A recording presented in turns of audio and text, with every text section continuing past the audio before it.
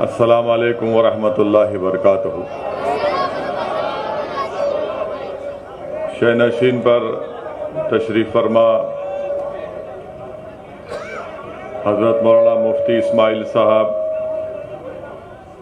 रुकन असम्बली मालेगांव महाराष्ट्र मजलिस इत्तेहादुल मुस्लिमीन, जनाब साबिर भाई साहब, सदर गुजरात मजलिस इत्तेहादुल मुस्लिमीन, हैदराबाद के रुकन असम्बली जनाब जाफ़र हुसैन मेराज साहब, साबिक़ा रुकन असम्बली महाराष्ट्र जनाब वारिस पठान साहब, मोअज़्ज़िज़ उलमाए किराम, मशाइख़ीन उज़्ज़ाम,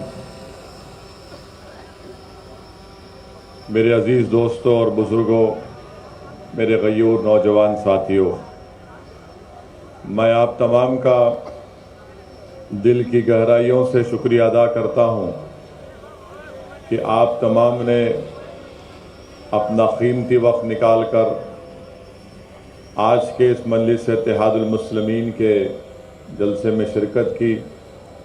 मैं आपका शुक्रिया अदा करता हूँ और अल्लाह से दुआ करता हूँ कि अल्लाह सुब्हाना व तआला आपके दिलों में जो अल्लाह ने अपने फ़ज़ल से मजलिस इत्तेहादुल मुस्लिमीन के लिए जो मोहब्बत पैदा की, ये मोहब्बत अल्लाह सुब्हाना व तआला इसको क़ायम और दायम रखे।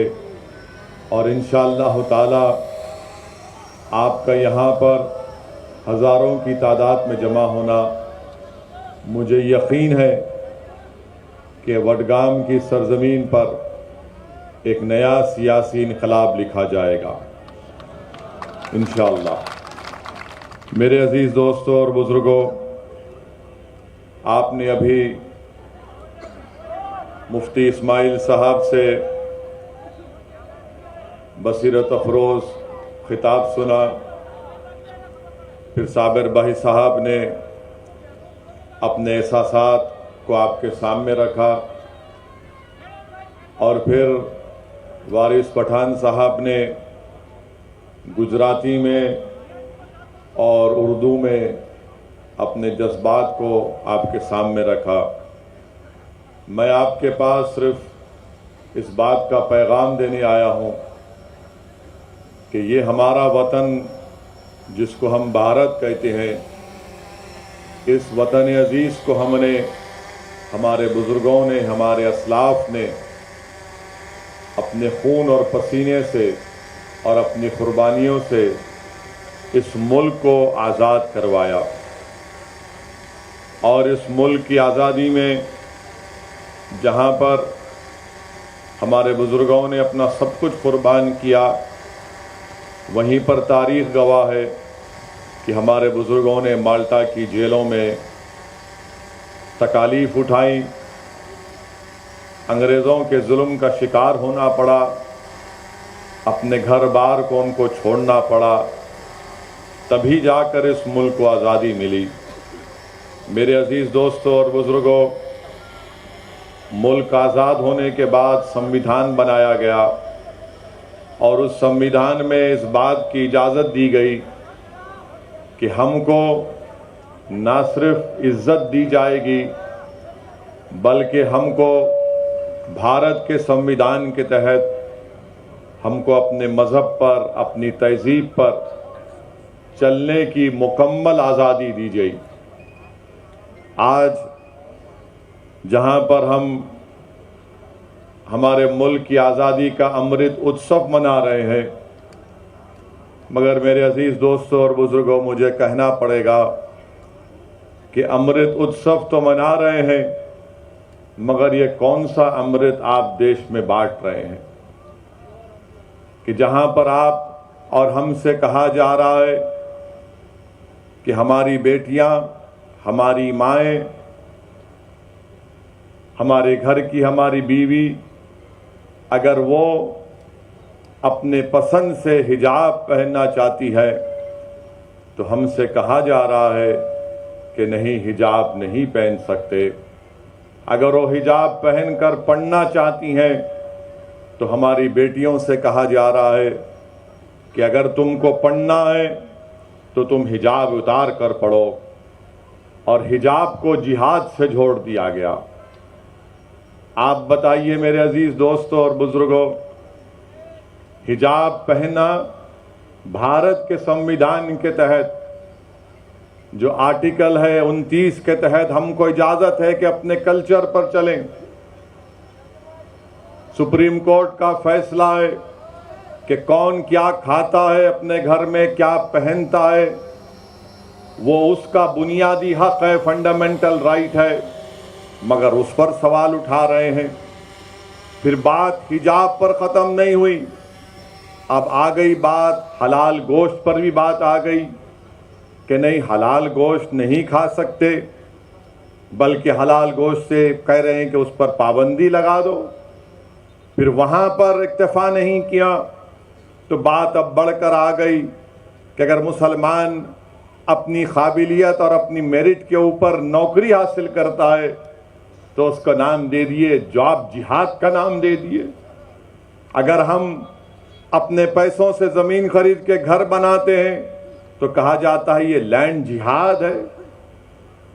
आप बताइए, हिजाब को जिहाद से, हलाल को जिहाद से, घर को जिहाद से, नौकरी को जिहाद से, हर चीज को मुसलमानों के ताल्लुक से वतन अजीज में एक नफरत की फिजा पैदा की जा रही है। हमारे हिंदू भाइयों को ये पैगाम दिया जा रहा है कि इस देश को अगर खतरा है तो मुसलमानों से है। मैं आपके दरमियान में खड़े होकर ये बात साफ और वाज़े अल्फाज में कह रहा हूं कि इस देश को अगर खतरा है तो गांधी के कातिलों से खतरा है। इस देश को अगर खतरा है तो नाथूराम गोडसे को अपना हीरो मानने वालों से, इन जालिमों से खतरा है। मगर इस पर बात नहीं होगी। गोडसे के भक्त आज ये नफरत की फिजा भारत में पैदा कर रहे हैं। आज आप देख रहे हैं कि जब मैंने हिजाब के मसले को उठाया तो उत्तर प्रदेश के विधानसभा के चुनाव चल रहे थे, तो मुझ पर तनकीद की गई कि वैसी तुमने उत्तर प्रदेश में हिजाब के मसले को क्यों उठाया। मेरे अजीज दोस्तों और बुजुर्गों, मैं हुफ़ाज़ किराम के दरमियान में खड़े होकर लब कशाई कर रहा हूं। मैं उलमाए किराम के दरमियान में खड़े होकर बोलने की जुर्रत कर रहा हूं। मैं सियासत के मदरसे का तालिब इल्म हूं और सियासत सीखने की कोशिश कर रहा हूं, और सियासत का तालिब इल्म होने की बुनियाद पर मैं ये कह सकता हूं कि हर चीज इस्लाम दुश्मन ताकतें ये देखती हैं कि मुसलमानों को मुल्क के एक हिस्से में चुमटी लेकर देखो, तनकीद करके देखो, इनको हिलाकर देखो, इनका रद्द अमल क्या होगा। जब मैंने हिजाब के खिलाफ आवाज उठाई और कहा कि हिजाब हम पहनेंगे, हमारी बेटी, हिजाब हमारा बुनियादी हक है, अगर आज हिजाब पर खामोश हो जाओगे तो कल कहेंगे दाढ़ी बहुत लंबी है, कम कर लो।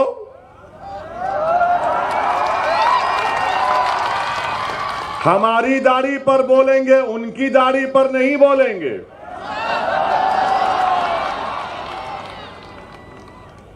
कल कहेंगे कि नहीं टोपी बड़ी ठीक नहीं है, टोपी उतार लो। तो ये कोशिश जो मुल्क में की जा रही है वो क्या है? तनकीद करने वालों करो मुझ पर तनकीद, मगर हिजाब को क्यों टारगेट किया जा रहा है? क्योंकि मुसलमानों का कल्चर उनसे छीन लिया जाए, मुसलमानों की तहजीब को उनसे छीन लिया जाए। जब मुसलमानों को उनकी तहजीब और तमद्दुन से दूर कर दिया जाएगा तो मुसलमान क्या रहेगा? एक जिंदा लाश रहेगा।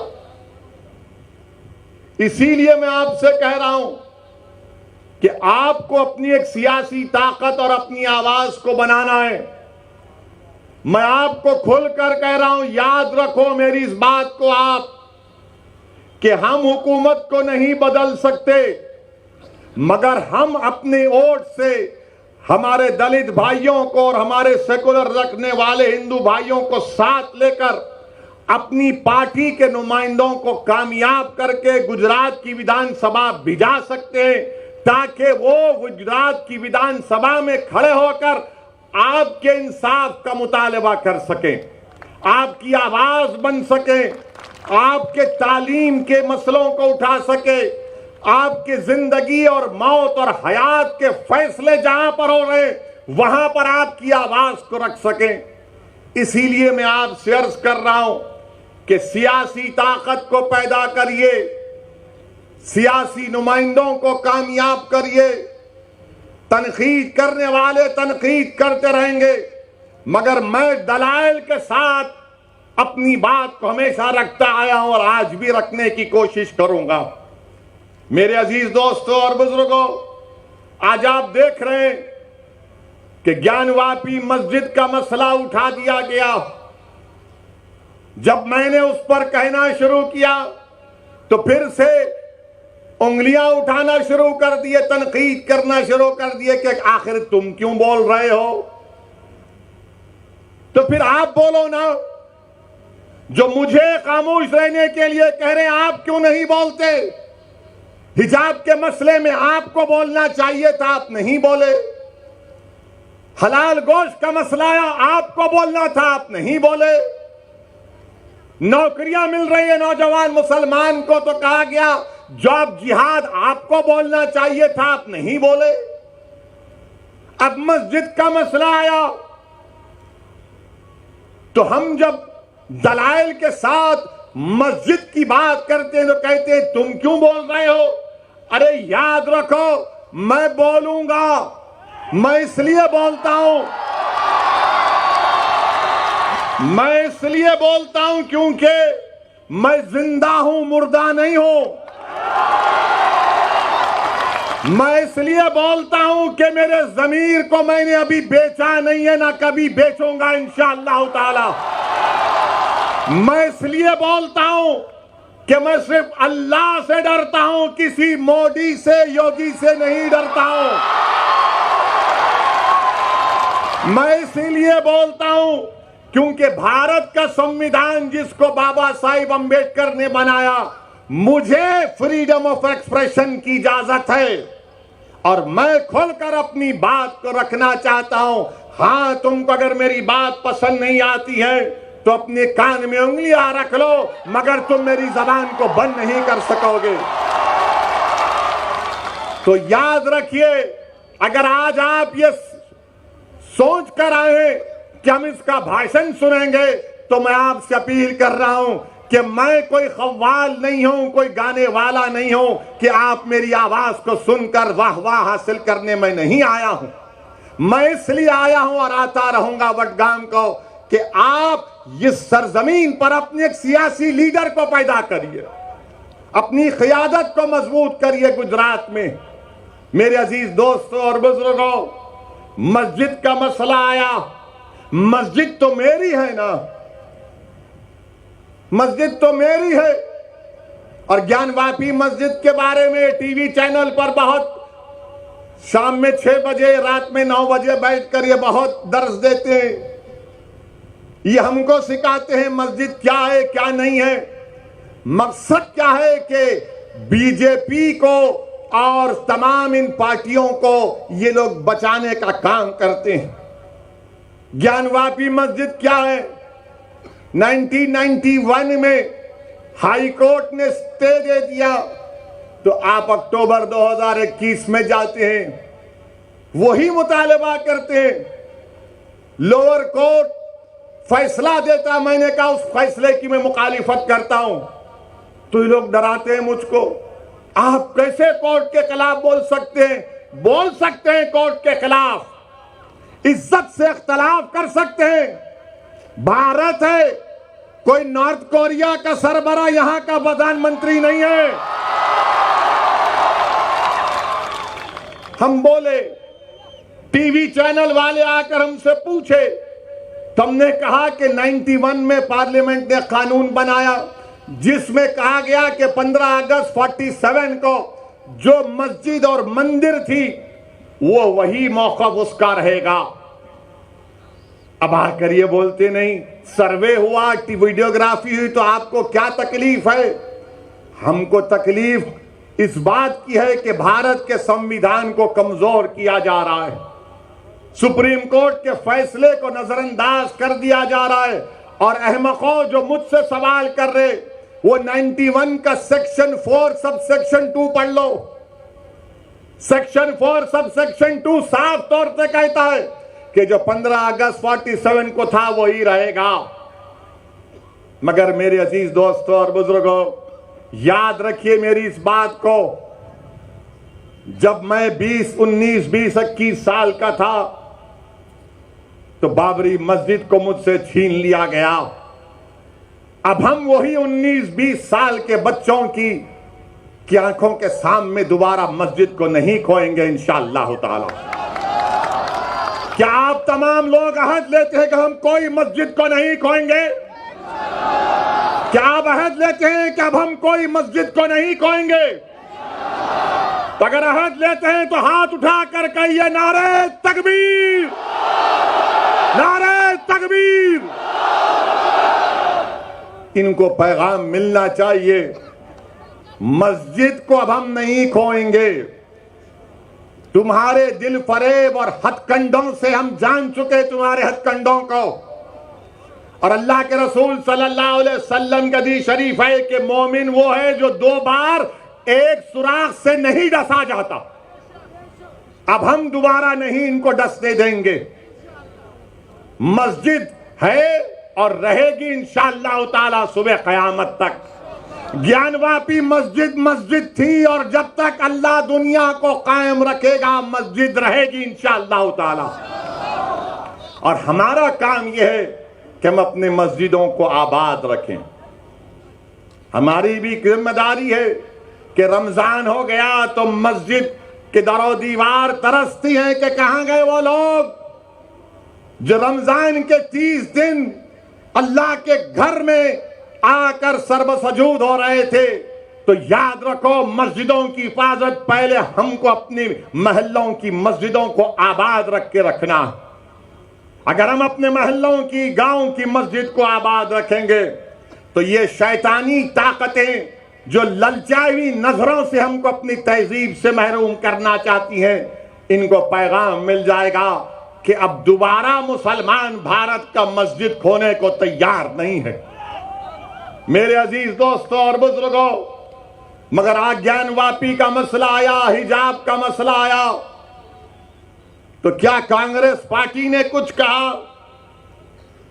कोई कांग्रेस के लीडर ने कहा? नहीं बोलेंगे। क्या समाजवादी के या आप पार्टी के किसी कायद ने कहा? नहीं बोलेंगे। क्यों नहीं बोलेंगे? क्योंकि इनको मालूम कि मुसलमान तो डराओ, इसको डराओ और डरा कर वोट हासिल कर लो। इनको मालूम कि मुसलमानों का जहन उसमें डाल दिया गया कि नहीं नहीं आपको सरकार को बदलना है।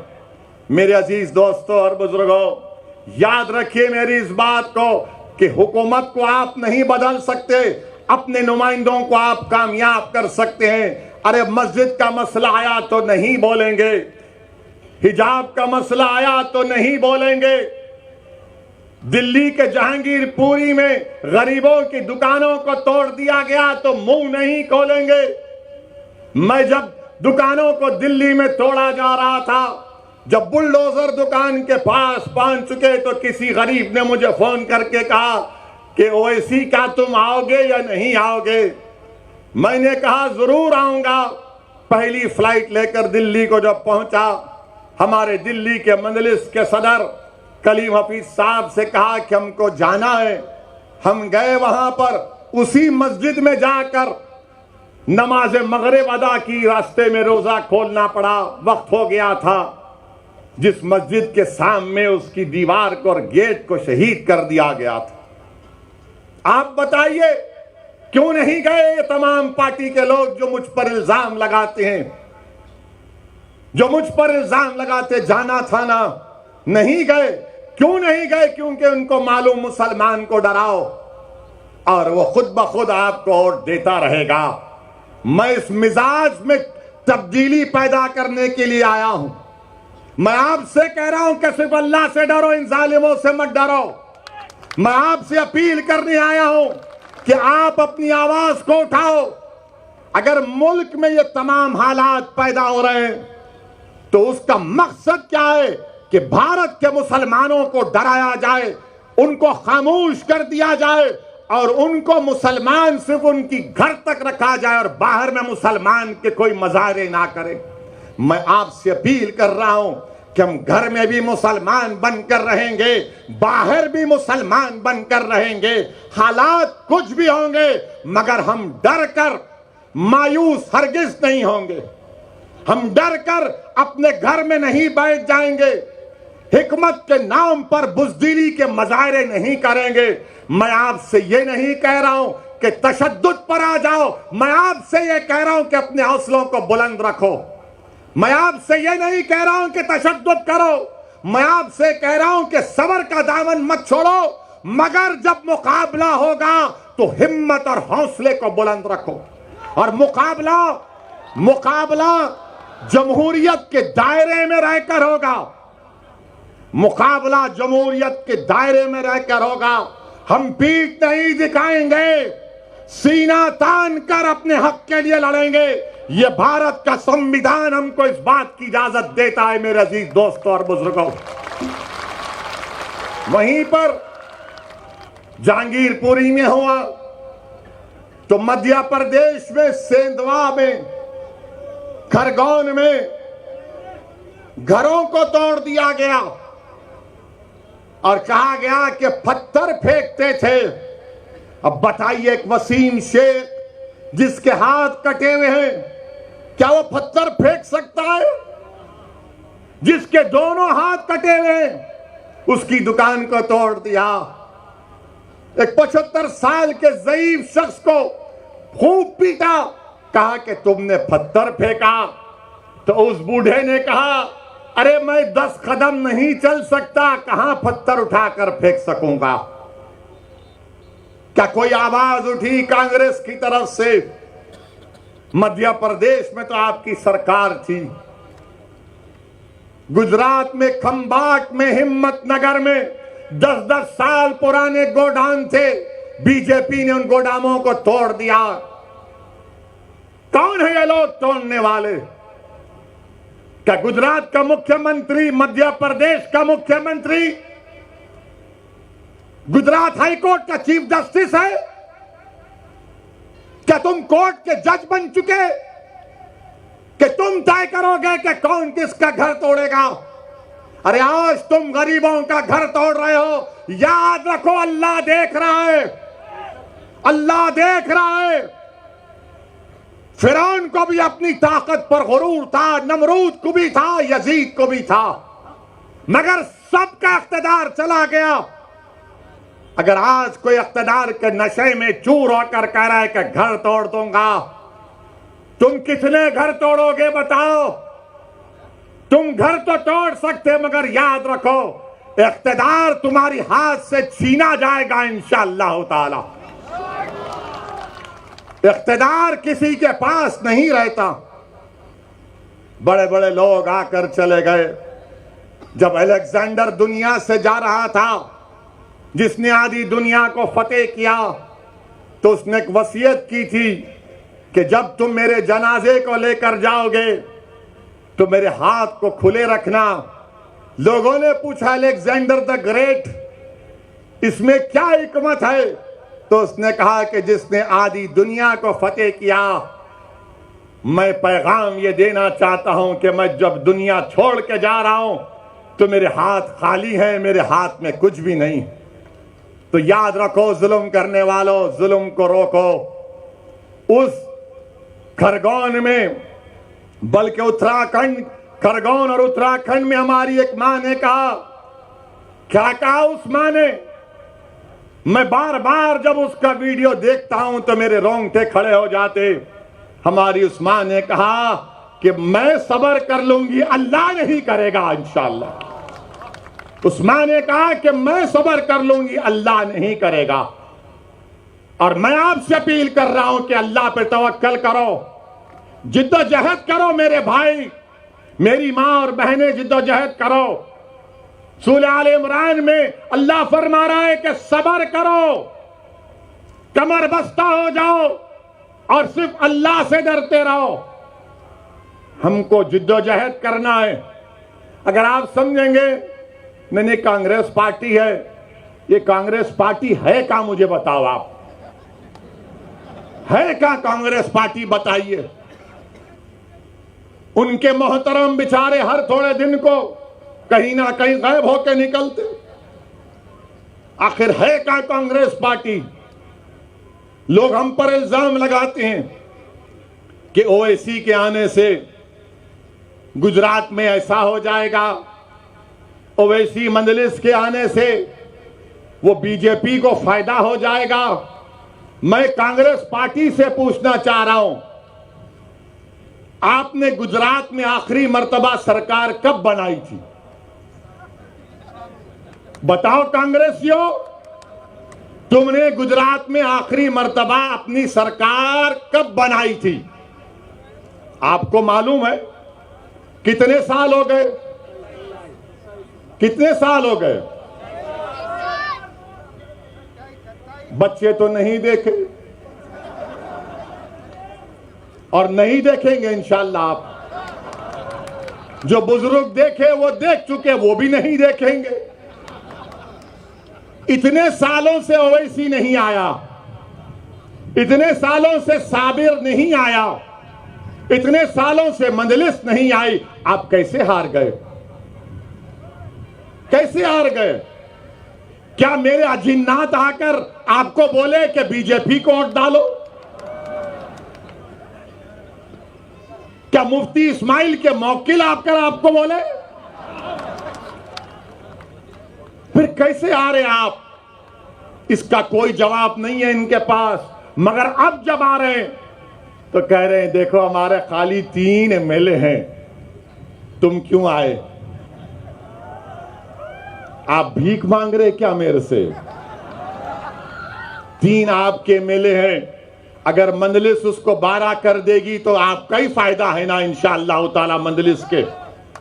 हम 3 नहीं चाह रहे, हम बढ़कर चाह रहे हैं, हम अपना हिस्सा चाह रहे हैं। अगर हमारे गुजरात के पटेल भाई मुसलमानों की उनकी आबादी 1 है और उनके 47 एमएलए जीत सकते हैं और हमारे 3 क्यों जीत रहे हैं? बताओ कौन डील कर रहा है? कौन डील कर रहा है? मेरे अजीज दोस्तों और बुजुर्गों, और फिर कांग्रेस के 12 एमएलए बीजेपी में भाग गए। मेरे से पूछ कर गए थे क्या? 12 भाग गए। क्या मैंने उनको बिठाकर हैदराबाद की बिरयानी खिलाई?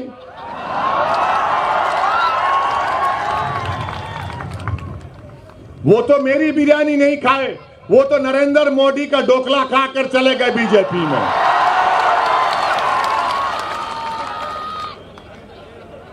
अब कांग्रेस पार्टी कुछ नहीं बोलेगी इस पर। नहीं, आप क्यों आ रहे? राहुल गांधी अमेठी में हार गए, मैं नहीं था। कैसे हार गए राहुल गांधी बताओ? फिर आप केरल को जाते हैं, केरला को, वहां पर जीतते। क्यों जीतते? क्योंकि 35% मुसलमान है। अमेठी में हार गए, मैं नहीं था, मंजलिस नहीं थी। मगर बोलेंगे नहीं नहीं ओवैसी वहां से गुजरा था, मैं तो गया भी नहीं। आपके 12-13 एमएलए गुजरात से चले गए। क्या यह बात सच नहीं है कि वडगाम के कांग्रेस के जो साबिका एक एमएलए थे मनी भाई चले गए, टाटा कर गए?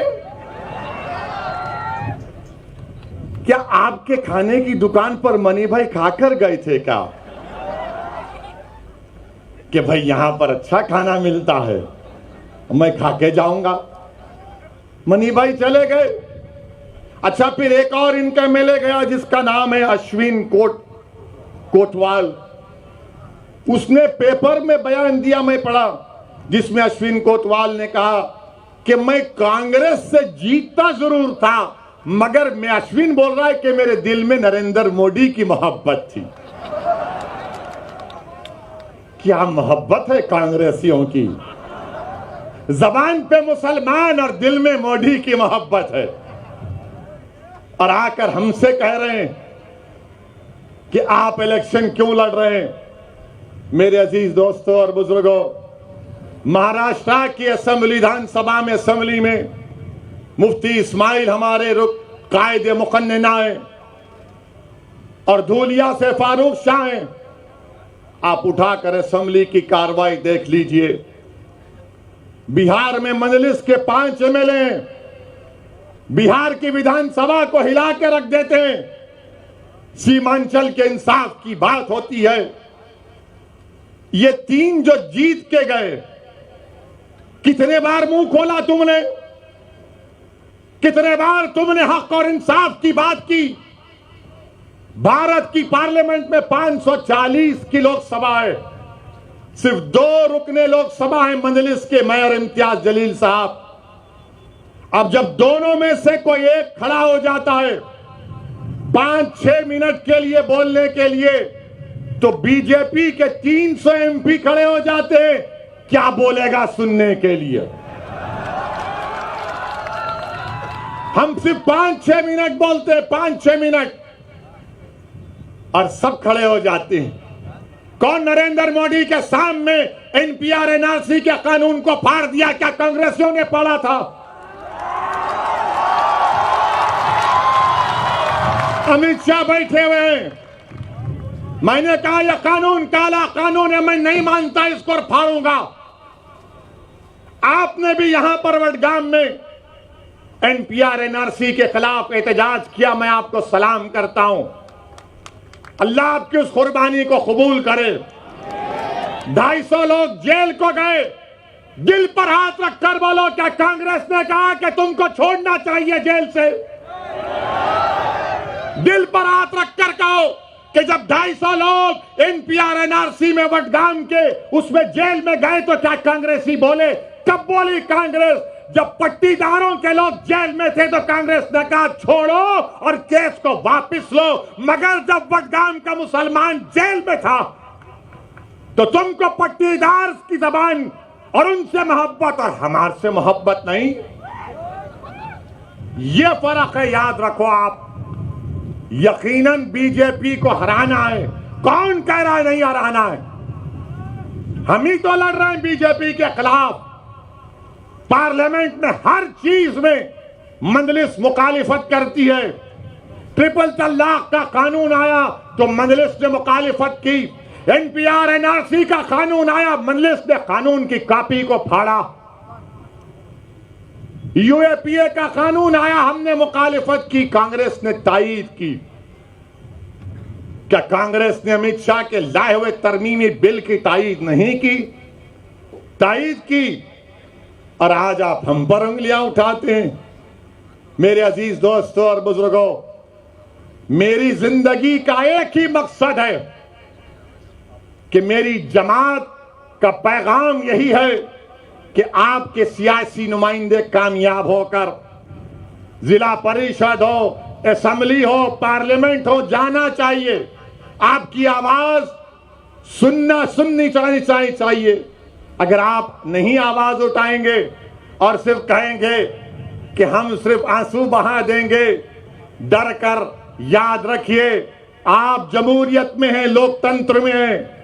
आपको अपना हक मिलना चाहिए। और हक कैसे मिलेगा? जब आप अपने वोट से अपनी पार्टी के नुमाइंदों को कामयाब करेंगे। मेरे अजीज दोस्तों और बुजुर्गों, यही मजलिस इत्तेहादुल मुस्लिमीन का पैगाम है। अब मुझे किसी ने पूछा कि ये ज्ञानवापी के नीचे क्या देखना चाह रहे, ताजमहल के नीचे क्या देखना चाह रहे, कुतुब मीनार के नीचे क्या देखना चाह रहे? तो सोशल मीडिया पर मैंने ये पढ़ा, मेरे को नहीं मालूम, वल्लाहु आलम। किसी ने कहा सोशल मीडिया पर लिखा कि वो ताजमहल देखने गया था, आगरा के ताजमहल के जो क्यूरेटर जिम्मेदार थे उनके साथ, उनका रिश्तेदार था। तो उस लड़के ने कहा, लिखता है कि मैं ताजमहल के नीचे जाना चाह रहा था तहखाने में। तो उसको डायरेक्टर ने कहा कि देखो सेल फोन की इजाजत नहीं है, सेल फोन रख दिए। फिर जब नीचे गए तो फिर चेक किया गया कि क्या सेल फोन है, नहीं था। फिर जब दरवाजा खोलने की बात आई तो कहा दरवाजा नहीं खोलेंगे, उस पे गवर्नमेंट ऑफ इंडिया का मोहर है। उनसे कहा गया कान लगाकर सुन लो। तो उस लड़के ने ताजमहल के तहखाने में जो कमरा है उसमें कान लगाकर सुना, और वो खुद सोशल मीडिया पे लिख रहा है कि उसने बड़ी खूबसूरत इंसान की आवाजें सुनी। उसने बड़ी खूबसूरत इंसान की आवाजें सुनी, और वो क्या कह रहे थे ताजमहल से कि चौकीदार को बोलो नौकरियां नहीं है नौजवानों के पास, चौकीदार को बोलो कि पेट्रोल को कीमतों को कम करें। आवाज, सुरीली आवाज आ रही थी कि चौकीदार से बोलो कि महंगाई बहुत बढ़ गई, कम करो। और फिर बाद में आवाज आई कि चौकीदार चोर भी है। ये मैं नहीं, वो तो लिखा है। मुझ पर केस नहीं बुक कर सकते आप, सोशल मीडिया में आया है। ताजमहल के तहखाने में क्या है? अमा यार, हमारे घर में चिराग नहीं जल रहा है गरीबों के, तुमको ताजमहल के तहखाने की फिक्र है, कुतुब मीनार की फिक्र है, तुमको हर चीज की फिक्र है, मगर भारत के गरीबों की फिक्र नहीं। देश के प्रधानमंत्री को अय्यूब पटेल की बेटी की तकलीफ को देखकर देश के प्रधानमंत्री भावुक हो जाते हैं, मगर खंबाट और हिम्मतनगर में उन गरीबों को जो धूप में आज अपनी जिंदगी गुजार रहे हैं, जिनके घरों को तोड़ दिया गया, देश के प्रधानमंत्री, क्या आपके आंख में आंसू नहीं आएंगे? क्या आपके आंख में आंसू सिर्फ टीवी कैमरा को देखकर आएंगे? मेरे अजीज दोस्तों और बुजुर्गों, ये भारत की हकीकत है। कब तक है परमिशन? हाँ ठीक है, ठीक है, कोई बात नहीं है। हाँ नहीं नहीं, 10 बजे खत्म करेंगे, क्योंकि अभी थोड़ा बाकी रखेंगे ना। मैं फिर आऊं ना, मत आऊं, फिर आना पड़ेगा ना मुझे। आप तमाम लोग हमारा साथ देंगे ना? आप तमाम लोग वडगाम से मजलिस को कामयाब करेंगे इंशाअल्लाह? जरा हाथ उठाकर बोल दीजिए। मेरे अजीज दोस्तों और बुजुर्गों, मैं आपसे सिर्फ इतना ही कह रहा हूं कि अपनी सियासी आवाज को बनाइए। मेरी जिंदगी का, आपकी जिंदगी का कोई भरोसा नहीं है। जब हम उत्तर प्रदेश में थे तो 6 गोलियां चलाई गई, अल्लाह का करम था बच गए। तो ये जालिम बोले नहीं, नीचे क्यों चलाए? तो मेरे प्यारे, कभी तुम अपने घर में खुद अपनी बीवी को बोलो कि बेगम मैं गाड़ी में बैठता हूं, जरा मेरे पैर के करीब मार के दिखाओ। एक पटाखा इनको फुटता है तो रात भर नींद नहीं आती। तो बहरहाल अजीज दोस्तों और बुजुर्गों, आपका तहे दिल से शुक्रिया कि आप तशरीफ लाए। मैं आपको सलाम करता हूं और आपसे वादा कर रहा हूं कि वडगाम को फिर से आऊंगा और आपके किसी एक दुकान में बैठकर खाना भी खाऊंगा। अस्सलाम वालेकुम व रहमतुल्लाहि व बरकातहू।